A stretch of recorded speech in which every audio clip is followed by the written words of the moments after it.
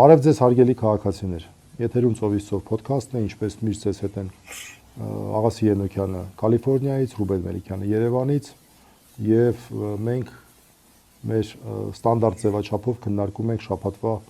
կարևորագույն իրադարձությունները։ Հատուկ նշեմ, որ այն պահին, երբ որ մենք տեսագրում ենք այս հաղորդումը, Երևանի ժամանակով շաբաթ ժամը մոտավորապես 20:00 է, եւ այն իրադարձությունները, որ տեղի են ունենում, մենք քննարկում ենք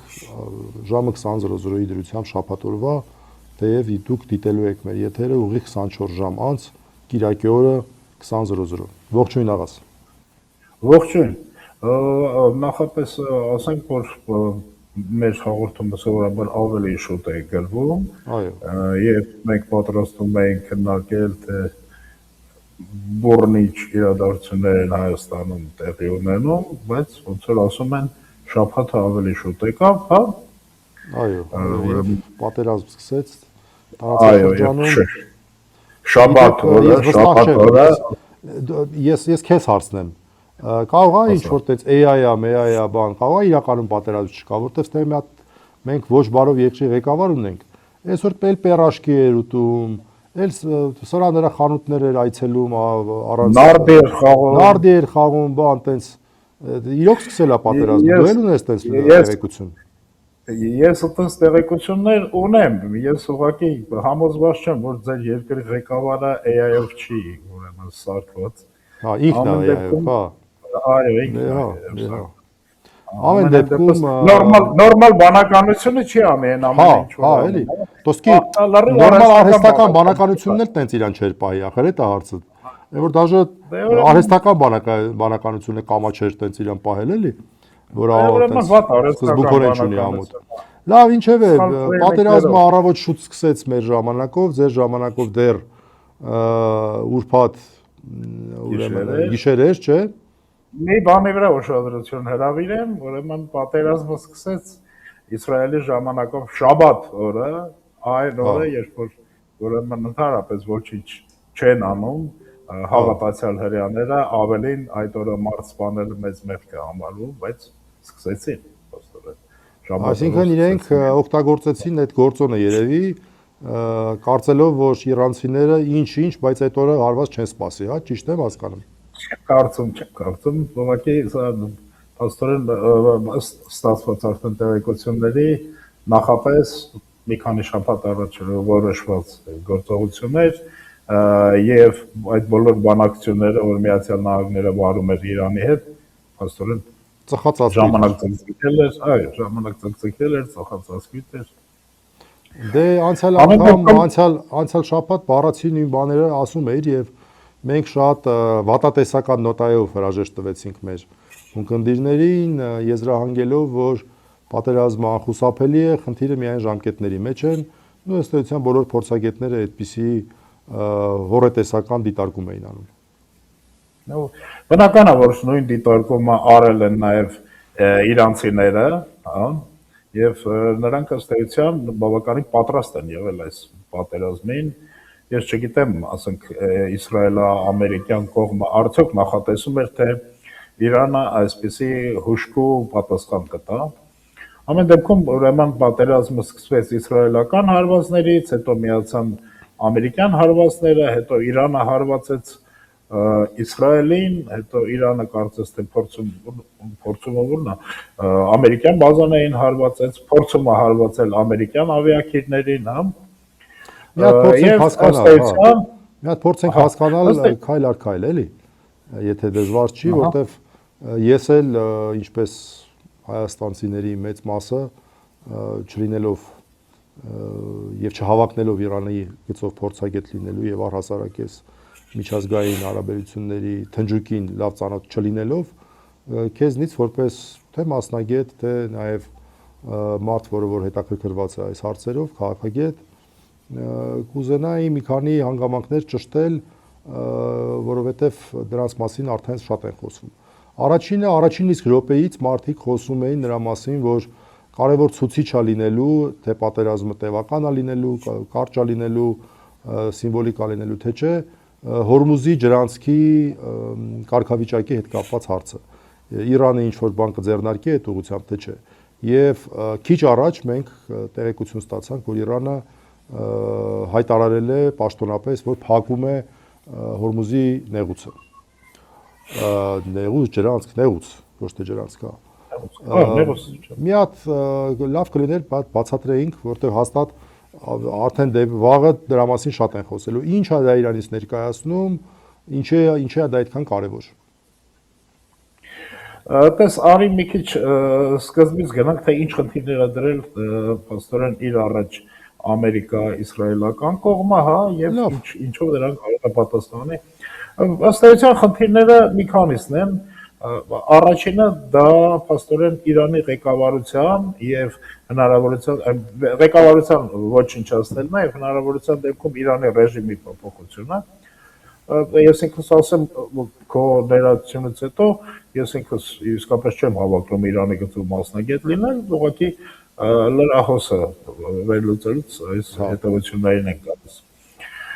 Երկրորդը, ուրեմն խնդիրադրած Իրանի հրթիռային եւ միջուկային պոտենցիալի ոչնչացումը։ Սա փաստորեն նույնպես Բայց դեռ մի հատ հարց տամ, էլի միջակյալ։ Բայց այն անգամ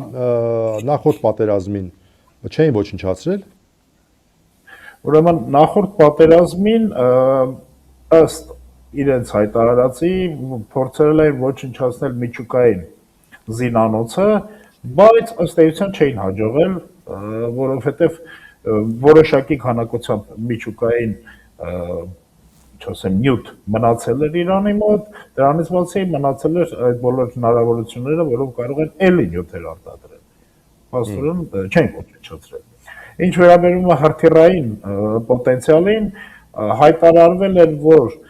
ոչնչացվել է Իրանի հակաօդային եւ հակահրթիռային պաշտպանության համակարգերը, բայց հրթիռային զենքերի ոչնչացման մասին չէր խոսվել։ Ավելին ասեմ քեզ, որ այս ընթացքում Իրանը ինտենսիվորեն զինվել է եւ նախորդ անգամ օրինակ Իրանը չօգտագործեց իր, այսպես ասած, սարսափելի զենքը, որի մասին հայտարարում էր, դա ուրեմն գերձայնային հրթիռներն էին։ Ըստ որոշ լուրերի դրանք նա ստացել է Չինաստանից, խոսք է գնում այն մասին, որ նաև ինքնուրույն է դա արտադրել, ամենայն դեպս սա համարում է բավականին հզոր զենք այն առումով, որ հակաօդային պաշտպանության համակարգերը մեծ դժվարությամբ են այն կարողանում ֆիքսել եւ չեզոքացնել։ Հիմա ուրեմն փաստորեն այդ տնտեսական խնդիրներին անդրադառնանք, Հորմուզի միջանցքի միջանցքի կանենք խոսում էր։ Հայաստանի միջանցքը, Հորմուզի նեղուցի փակելը ըստ էության նշանակում է, որ Պարսից ծոցում գտնվող երկրները չեն կարողանա այլևս նավթ արտահանել։ Մի հատ արի մոտարապես պատկերացնենք, դա Պարսկաստանի եւ արաբական թերակղզու մեջտեղ է եղած։ Այո, դա այն է, որ ուրեմն Իրանի դուրս է գալիս դեպի Հնդկական օվկիանոս։ Այսինքն, եթե այդ փոքրիկ հատվածը պատկերացնենք, այդտեղ օրինակ ամբողջությամբ տեղակայված է, ոնց նայեցի, Բահրեյնը, Քաթարը, չէ՞, Սաուդյան Արաբիան տենց ուրիշ տեղերից կարող է արտահանի, բանանի, բայց առնվազն այդ երկու երկրները այդ հատվածում են, չէ՞, ուրիշ երկիր կա, որ տենց իրանք ամբողջությամբ արդեն չեն կարողանա որևէ բան արտահանել։ Այո։ Դե այնտեղ կարծում եմ իրանք ունեն նաև նավթամուղեր, որոնցով որ կարող է միանալ, օրինակ ես գիտեմ, որ այնտեղից դեպի Թուրքիա էր կառուցվում ինչ-որ տենց բաներ, դեպի Սաուդյան Արաբիա կլինի, բայց ամեն դեպքում դժվար կլինի եւ դա կլինի ավելի թանկ նավթ։ Հա։ Հաջորդ հարցը, որի մասին ուզում եի ասել, դա այն է, որ Միացյալ Նահանգները օրինակ խնդիր էր դրել, որ պետք է վերացվի նաև Իրանի ռազմածովային ուժերը եւ հիմա արդեն պարզ է դառնում ինչի, այսինքն այն պատճառով, որովհետեւ նա չկարողանա օրինակ այդպիսի քայլեր անել, հա, Հորմուզի ուրեմն այդ նեղուցը փակել։ Ամեն դեպքում տես Իրանը հարվածներ է հասցնում ոչ միայն Իսրայելին, ոչ միայն ամերիկյան ռազմանավերին, այլև այն բոլոր երկրներին, որտեղ որ տեղակայված են ամերիկյան բազաները, իսկ արի հաշվեք դրանք որոնք են, հա, դրանք փաստորեն Բահրեյնն է, Էմիրատներն են, Սաուդյան Արաբիան է, Հորդանանն է, չգիտեմ, փաստորեն իրենք հայտարարել են, որ հարվածներ են հասցրել 14 ամերիկյան բազաների, իսկ Բահրեյնում, որ գտնվում է ուրեմն Հնդկական օվկիանոսում ամերիկյան այդ ռազմածովային նավատորմի գլխավոր կայանը, հա, շտաբը ըստ իրենց հայտարարությունների ամբողջովին այն ոչնչացրել է։ Եվ այս երկրները հայտարարել են, որ քանի որ իրենց տարածքին հարվածներ են հասցվում, ապա իրենք եւս կպատասխանեն հարվածներով։ Փաստորեն այսա ուրեմն երկկողմ, պայմանական երկկողմ ասենք, հա, մի կողմից Իսրայելը, Ամերիկան, մյուս կողմից Իրան, պատերազմից վերածում ռեգիոնալ պատերազմի։ Բայց հայտարարությունից զատ ինչ որ գործողություններ մենք տեսել ենք, թե չէ։ Այս պահին կարծեմ թե ոչ, ուրեմն նրանք ուղղակի իրենց հակաօդային պաշտպանության համակարգերն են գործարկում եւ իդեպ ասենք որ սկզբում երբ որ Մեծ Բրիտանիան հայտարարեց որ ինքը չի մասնակցելու այս ամեն ինչին, հիմա փաստորեն Մեծ Բրիտանիան օդ է բարձրացրել իր ինքնաթիռները, որպեսզի պաշտպանի իր ռազմական բազաները։ Հիմա մենք չգիտենք, հիմա այդ ռազմական բազաների պաշտպանության ժամանակ արդյոք նրանք կմիավորվեն այս ամերիկա-իսրայելական կոալիցիայի հետ, թե ոչ։ Կարևոր է, որ փաստորեն Իրանը չի խոսում այն մասին, որ ինքը կթիրախավորի նաև Ադրբեջանում տեղակայված իսրայելական զենքերը, չգիտեմ, օդանավերը, հա, թեև կարծեմ թե այդտեղ հիմնականում դրոններ են իսրայելական։ Թուրքիան է փորձում այստեղ ասենց ասած ռիան տալ ամեն ինչից, ասում է տղաներ եկեք խաղաղ ապրենք, հա։ Նույնիսկ այնպես թեթև քննադատում է այս հարձակումը Իրանի նկատմամբ։ Այնպես որ ասեմ ռեգիոնալ շատ լուրջ թնջուկ է առաջացել։ Իսկ համաշխարհային խաղացողները Չինաստան, Ռուսաստան իրենց ռեակցիաները ռուսները շատ հետաքրքիր ռեակցիա տվեցին, նրանք առաջարկեցին ինտենսիվացնել հարձակումը Ուկրաինայի նկատմամբ այն հաշվարկով, որ արևմուտքը այս ընթացքում չի հասցնի հրթիռներ մատակարարել Ուկրաինային, քանի որ բոլոր հրթիռները գնում են դեպի Պարսից ծոց։ Չինաստանը քննադատել է, Ռուսաստանը քննադատել է, բայց ներկայում քննադատելուց այն կողմ սրանք ոչինչ չեն անում, ասենք Ֆրանսիան է հայտարարել, որ ուզում է անվտանգության խորհրդի նիստ լինի, կարծում եմ նույնիսկ այս հաղորդումը մինչև եթեր դուրս գա այդ նիստը կլինի, բայց դե գիտես այս ընթացքում ամեն ինչ գնաց նրան, որ այսպես ասած soft power-ը, հա, մեր խաղաղության գործիքները, այո, հիմնականում դադարել է գործելուց եւ այստեղ աշխատում է ոչ թե քննադատությունը, ոչ թե խոսքերը, այլ փաստորեն կոնկրետ զենքը, կոնկրետ հրթիռը։ Դե Ամերիկայի պարագայում, ներկայիս ղեկավարության պարագայում ոնց որ թե այդպես է, այդ մարդիկ ունեն լավ զենքեր եւ իրենց լավ զենքերը ուզում են կիրառել եւ վերջ իրենց խնդիրները լուծելու համար։ Միջազգային համակարգը փոխվում։ Շատ հետաքրքիր բան տեսա 13 թվականին ուրեմն Դոնալդ Թրամփը հայտարարել էր, որ այս մեր նախագահը ուրեմն այն ժամանակ Ջո Բայդենն էր, քանի որ ինքը թույլ նախագահ է, ինքը պատերազմ կսկսի Իրանի հետ, իսկ ես քանի որ լավ վերեգավորщик եմ, ես քանի որ ուժեղ տղա եմ, ես թույլ չեմ տա, որ այդպեսի պատերազմ սկսվի։ Բայց կարծես թե հակառակը եղավ։ Հա։ Ոնց որ Բայդենն էլ տենց բան էր արել, չէ՞, ծաղրել էր այսօր։ Հա, ոնց որ թե գիտես ինչ, հիմա այս պահին գոնե ինչ որ նայում ենք, կարծես թե ռեսուրսների պատերազմն է, թե ով ավելի շատ հրթիռ ունի, որովհետև հարվածները անընդհատ են, ուրեմն Իրանի վրա հարձակվել են մի քանի տեղերի, հա, իմ նշած թիրախների վրա ուրեմն հարձակվել են այնտեղի հրթիռային զինանոցի վրա, հարձակվել են նրանց առաջնորդների բնակավայրերի եւ աշխատավայրերի վրա։ Ամեն դեպքում մի երկու հայտարարություն եղավ, որոնք մինչև այս պահը գոնե դեռ չեն իրականացվել։ Մեկը այն էր, որ Թրամփը հայտարարել էր, որ շուտով նոր ուղերձով հանդես կգա, ուղղված երկրին, ուղղված ազգին, չգիտեմ nation ոնց է ճիշտ թարգմանել։ Եվ երկրորդը Այն էր, որ պետք է Խամենեին այդ ուղերձով հանդես գա, եւ քանի որ Խամենեի ուղերձը ուշանում է, շատերն են պնդում, թե Խամենեին ոչնչացվել է։ Հիմա այսպեսի եւ ասենք, որ այս խնդիրը որ դրել են, որ պետք է Իրանի ռազմաքաղաքական ղեկավարությունը ոչնչացնեն, կարծես թե 1-2 կարևոր անձնավորությունների ոչնչացումը հաստատվել է, դա ուրեմն նրանց կարծեմ գլխավոր հրամանատարներ, պաշտպանության նախարարներ։ Չէ, ոնց որ թե գլխավոր հրամանատարինը հերկվեց, բայց դե չեն կարող իմանանք, տեղեկատվական պատերազմը զուգահեռ գնում։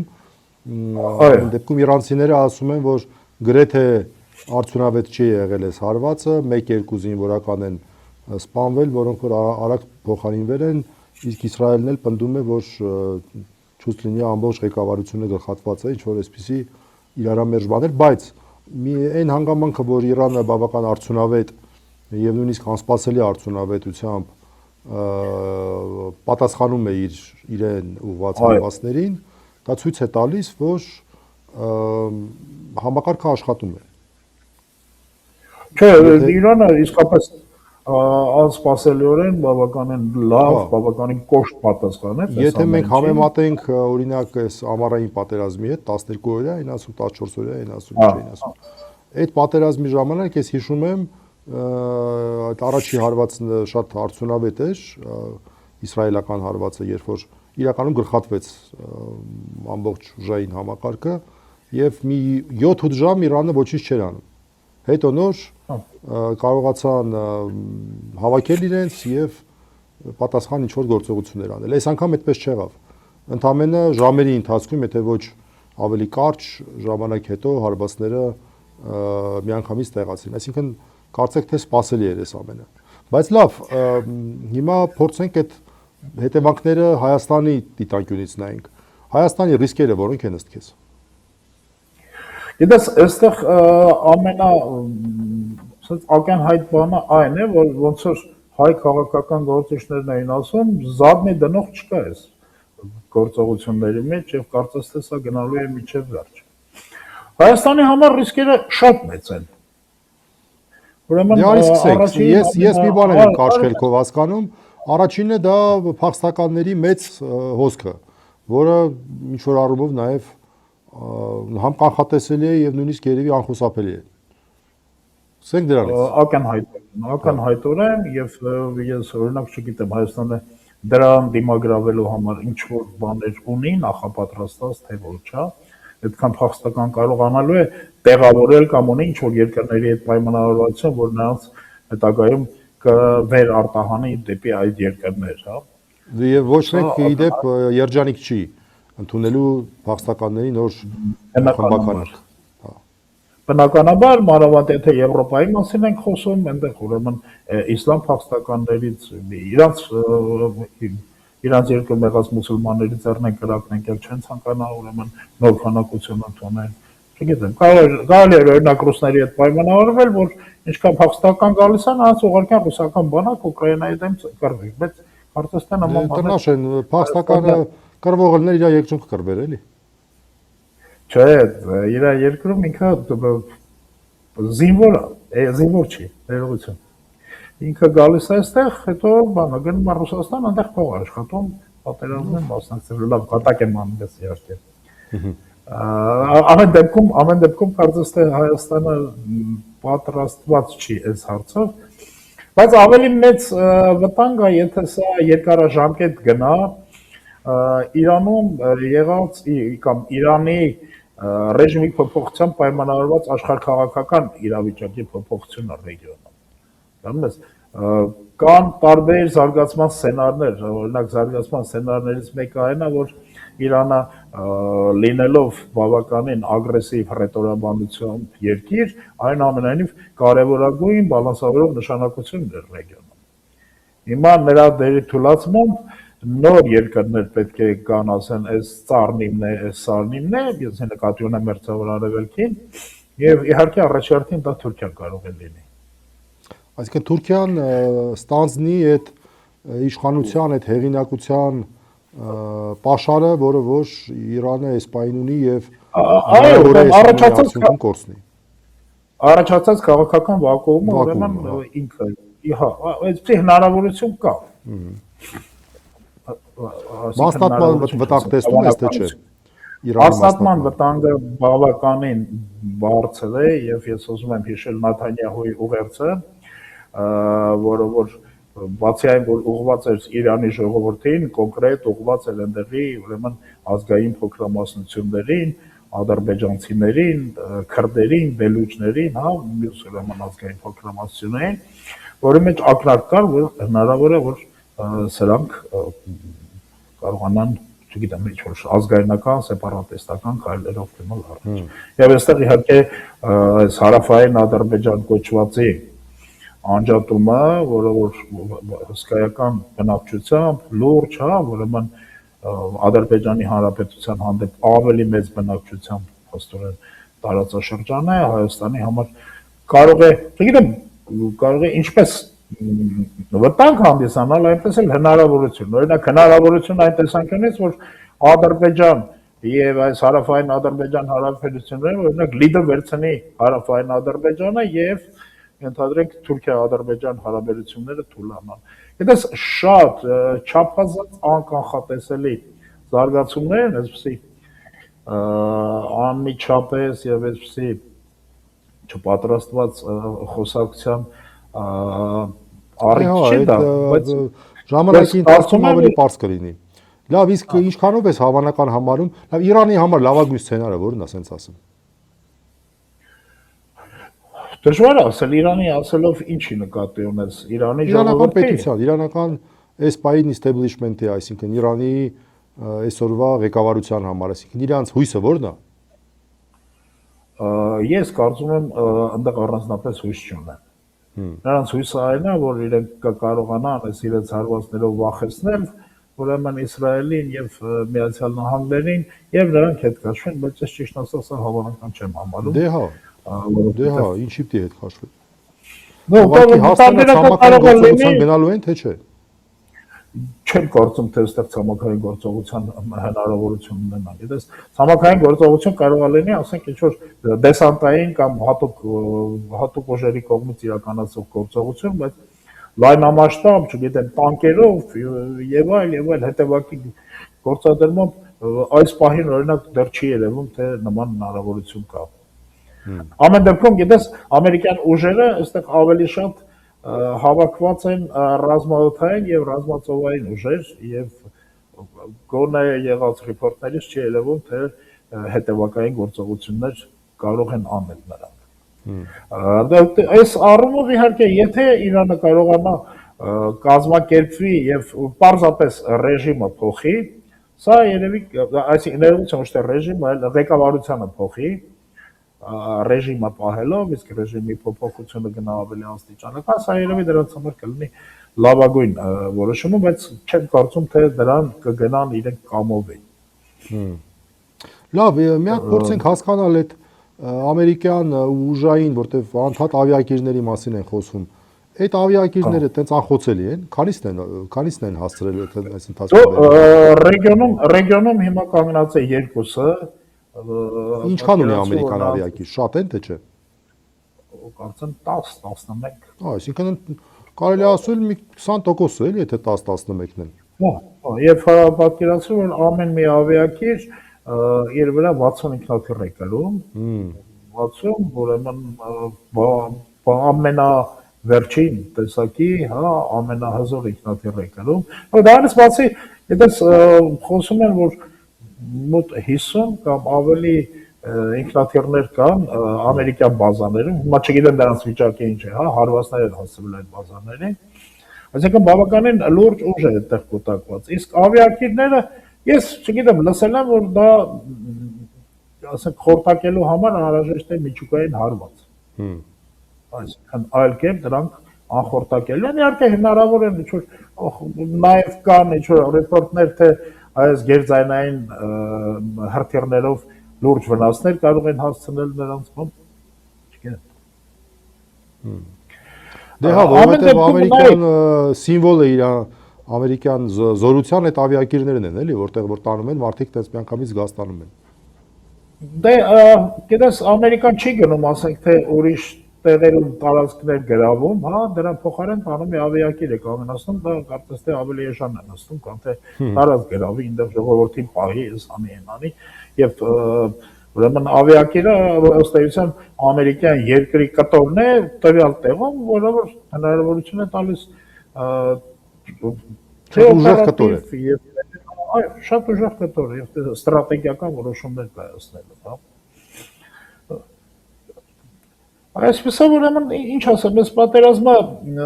ռեգիոնալ պատերազմ է, այս պատերազմը 2-3 տերության միջև պատերազմ չի, հա, ասենք որ Իրանը եւ Իրանի հանդեպ դրված մյուս պայմանն այն էր, որ դադարեցնի իր պրոքսիներին օժանդակելը, դες խոսքը հիմնականում գնում է Համասի, Հեզբոլլահի եւ ուրեմն Եմենի այդ հուսիտների մասին, հա, այսինքն շիաների մասին է գնում ռեգիոնի շիաների մասին։ Ну, ոնց որ թե հուսիտները ակտիվացել են եւ Եմենը կարծես թե միակ երկիրն է, որը որ հիմա կսկսի, կփորձի օժանդակել Իրանին կոնկրետ գործողություններով, ոչ թե հայտարարություններով, հա։ Եվ իհարկե առաջին գործը լինի նորից ասենք թե այս Բաբել Մանդեբը փակելը, այսինքն Կարմիր ծովը փակելը։ Ինչը տնտեսական մեծ ռիսկեր է պարունակում եւ ես կարծում եմ իրանցիների, չգիտեմ, նորից ասեմ, ոչ մասնագիտական հայացքով, իրանցիների հույսը նաեւ նա կարող է լինել, որ Իսրայելում այդքան չէ, ինչքան Ամերիկայում կարող է ներքին դժգոհություն լինի այս պատերազմից եւ դա ստիպի ինչ որ հետ քայլեր անել, չգիտեմ, իմպիչմենտի հարց բարձրացնել, ինչ անեն այս բաներ։ Երկու փաստ ասեմ, հա, ուրեմն ամերիկացի կոչ էին արել Իրանի ժողովրդին դուրս գալ փողոց եւ բողոքի ցույցեր սկսել ռեժիմի դեմ, կարծես թե հակառակը տեղի ունեցավ, այսինքն ռեժիմին աջակցող ուժերը դուրս եկան փողոց եւ Ամերիկային չլսեցին, հա, այդ ուսանողները, չգիտեմ, առևտրականները, նրանք ովքեր որ այս նախորդ ցույցերի հիմնական գեներատորն էին։ Սա մեկ եւ երկրորդ հիմա խոսվում է այն մասին, որ Թրամփը այս գործողությունները սկսելուց առաջ պարտավոր էր կոնգրեսից ստանալ ուրեմն դրա աջակցությունը, հավանությունը, եւ դա չի արել։ Միգուցե այստեղ ներքին ինչ որ զարգացումներ կգնան, բայց ես չեմ կարծում, թե դրանք որոշիչ կլինեն։ Ամեն դեպքում իմ համոզմամբ տվյալ պահին ռեսուրսային պատերազմ է, թե ով ավելի շատ հրթիռ ունի։ Միգուցե մի շաբաթ հետո մի քիչ իրավիճակը ավելի պարզվի, ավելի քաղաքական հարցեր քննարկվեն, հա, բայց տվյալ պահին ուղղակի բարտագլխիկներ են հաշվում։ Շատ լավ, դե մենք հետևենք իրադարձությունների զարգացմանը, երկու խոսքով էլ Հայաստանի մասին խոսենք։ Մենք այս ընթացքում 3 առաջի օրը փաստորեն ունեցանք մեր տղաների գործով հերթական դատական նիստը, նիստի ընթացքում խափաման միջոցի հետ կապված հարց չքննարկվեց, Նարեկը շարունակում է մնալ տնային կալանքի տակ, Վազգենը շարունակում է մնալ ցավոք սրտի բանտում եւ ապացույցների հետազոտում է իրականացվում, այլ մարդիկ են ի հայտ եկել, որոնց վրա Նարեկի եւ Վազգենի նկատմամբ փորձարկված այս հայտարարակ մեխանիզմը սկսել է կիրառվել, Գյումրիում մի կին տարիքով TikTok-ում բավական հայտնի որպես, եթե չեմ սխալվում, Այվազովսկի անունով, ես չգիտեմ, TikTok-ում ես այդպես առանձնապես ակտիվ չեմ, Հայկ Եղյան անունով։ Այդ տղային նույնպես ձերբակալեցին, ճիշտ նույն սցենարով, որպես խուլիգանություն եւ այլն, եւ այն տպավորությունը, որ առհասարակ քաղաքական հետապնդումների այտենց մեղմում է նկատվում, դա միանշանակ չի։ Կա որոշակի մարդկանց նկատմամբ, այսինքն որոշ քաղաքապետարների մասով մենք ունենում ենք կալանքի ռեժիմի փոփոխություն, ոչ ավել, բանտայինից տնայինի, բայց նաև քաղաքական հետապնդումները շարունակվում են։ Այս է վիճակը Հայաստանում, որի ղեկավարը տենց պերաշկի է ուտում, երբ որ իր տարածաշրջանում այսպիսի մի խայտարակ վիճակ է։ Ես քեզ ասեմ մի երկու շաբաթ 10 օր առաջ մի բան նկատեցի ես, որ Նիկոլա Թքածոնի նրա վրա թե ընտրություններում քանի ձայն կստանա, նրա համար հիմնականում ուրեմն արևմուտքի կողմից աջակցություն ստանալն է եւ այնտեղից լեգիտիմություն ստանալը, հա, այնքան որ նա, չգիտեմ, բավականին կոշտ հայտարարեց, թե ասենք այդ 10,000 դրամը տալու ենք թոշակառուներին, որ ինչ անեն, իրանց պետք չէ, ասենք, իրան ինքը որ այդ 7 միլիոնը ստանալու է, ինչ հավելավճարը, պարգևավճարը, հա, այդ 7 միլիոնը իրան օդ ու ջրի պես պետք է, չգիտեմ, դրանով պետք է գնա ջրի ու գազի համար վճարի, հա, իսկ այն թոշակառուներին այդ գիտես բավականին կոպիտ ուրեմն բանով լեքսիկոնով նա դիմում էր իր ընտրողներին այս շաբաթվա ընթացքում անցած շաբաթվա ընթացքում իրավիճակը ամբողջովին փոխվեց ուրեմն սկսեց շատ մեծ ուշադրություն դարձնել ուրեմն ներքին զարգացումներին հենց այդ իր հայտարարությունը անմիջապես ինքն էլ հերքեց այդ թոշակները ավելացնելով 10,000-ով ինչ որ ես չգիտեմ այ օրենքով դա ոնց է նա ուներ դրա իրավունքը թե չէ, որտեղ բյուջեի մեջ չկա դրանց։ Դե չկա, հենց այդ հարցը, այսին որտեղից հիմա բյուջեի մեջ պիտի փոփոխություն մտցնել։ Հետո ուրեմն ուրիշ դրա նման էլի ընտրակաշառք հիշեցնող հայտարարություններ արվեց, օրինակ ասվեց, որ հայտարարագրման մեջ պետք չի մտցնել, եթե 1 միլիոն միջև ստանում ես գումար, այսինքն առաջ 300,000 էր։ Գնացին ուրեմն ոստիկանների պաշտոնանկություններ տնային կալանքները շատացան դու ինքը տեսած կլինես այսինքն բանտային ռեժիմից հանելու այդ տենդենսը որի մասին խոսում էիր չէ դե հա ավելացավ բացատրում եք իհարկե դա նրանով որ բանտերում տեղ են ազատում նոր բանտարկյալների համար ես չի որ տեղի խնդիր կա ավելի շատ հոգեբանական բան է տես ալիքից առաջ մի հատ ուզում են որոշ առումով նախորդի գլխացավանքները ճակերտավոր իրանց համար մի քիչ քչացնեն որ հետո ալիքներ լինեն վստահ եմ որ ալիքա լինելու հա ամենախայտառակ ու ամենածիծաղելի քայլը իհարկե այդ Բեոլա ջրին հայտարարություններ, որ հայտարարեց, որ բոլորը այլևս ջուր չեն ունենալու։ Չգիտեմ, ինչ որ բան եղավ, հանկարծ իրանք որոշեցին, որ այն տարին, երբ որ լիքը ջուրն է եկել, լիքը անձրև է եկել, ջուրը չի հերիքելու, մինչև այդ հերիքում էր։ Եվ դրանից հետո բոլորը խոսեցին այն մասին, որ չէ, ջուր կա, բայց պետություն չկա, ջուր կա, իշխանություն չկա, մեկ էլ իշխանությունը հաջորդ օրը մոտ թափտվեց, ասեց, չէ, այդպես չի լինի։ Դուք ջուր կունենաք, այսինքն ցույց տվեց, որ իշխանություն, գիտես, լրիվ տունտունիկն է։ Հա, ոնց որ մեկ ասում են, փող չկա թոշակի, հետո ասում են, այ ձեր թոշակը դա։ Մի կողմից ուշադրություն են ծավալում խնդրի նկատմամբ, հա, մյուս կողմից ուրեմն փաստորեն լուծում են դրա ցույց տալիս։ Ամեն դեպքում ասածս ինչ է, Նիկոլի ուշադրությունը միջազգային խնդիրներից հիմա շուռ է եկել դեպի ներքին խնդիրներ եւ այնքան թքածոնի միջազգային խնդիրների վրա ոնց որ դու ասացիր որ կողքը պատերազմը ինքը պերաշկե հոտում ու նարդի է խաղում հա դե հա եւ հիմա ուրեմն այս շեղման պատճառը մի քիչ պետք է հասկանալ չգիտեմ իր խորհրդականներն են կամ սոցհարցման արդյունքներն են ասել, որ չէ, Նիկոլ ջան, պետք է մի քիչ նայես տեսնես, քեզ մի քիչ հասկացանք, դու արևմուտքի օժանդակությամբ Հայաստանում եղած յետադրական ցույցերը կճնշես, բայց այնուամենայնիվ պետք է մի քիչ ձայն բերես լսնես էլի այդ քվեատուփերի մեջ, որ հիմք ունենաս դրա համար, չգիտեմ ինչ է։ Եվ իհարկե դրա ապոֆեոզը, որի մասին էլի շատ են քննարկում, Նիկոլի բաժանվելու հարցներ Աննայից կամ Աննայի բաժանվելու հարցը Նիկոլից, բայց այստեղ այնքան շատ են անհեթեթ ուրեմն եզրակացությունները, ես այս հարցը իհարկե չեմ ուզում մենք այստեղ քննարկենք, ուղղակի ֆիքսենք, որովհետև սա անձնական հարց է, ֆիքսենք հետևյալը, որ դա ազդեցություն կունենա ընտրությունների վրա։ Այդ ակնհայտ։ Լավ, դե ներքաղաքականով շատ բան կար խոսելու, բայց այս պատերազմը մեր տարածաշրջանում իրենով ամբողջությամբ գրավեց, մենք շատ անհանգիստ ենք նաև մեր համայնքի համար Իրանում, մեր հայրենակիցների համար, մենք այնտեղ շատ մեծ հոգևոր մշակութային ժառանգություն ունենք, մեր կարևորագույն եկեղեցիներից մենք քիչ ենք դրա մասին խոսում, բայց Արտազի Սուրբ Թադեի վանքը, որ մեր քրիստոնեության այն առանցքներից է, եթե Էջմիածինը Սուրբ Գրիգոր Լուսավորչի հետ է կապվում, ապա Արտազը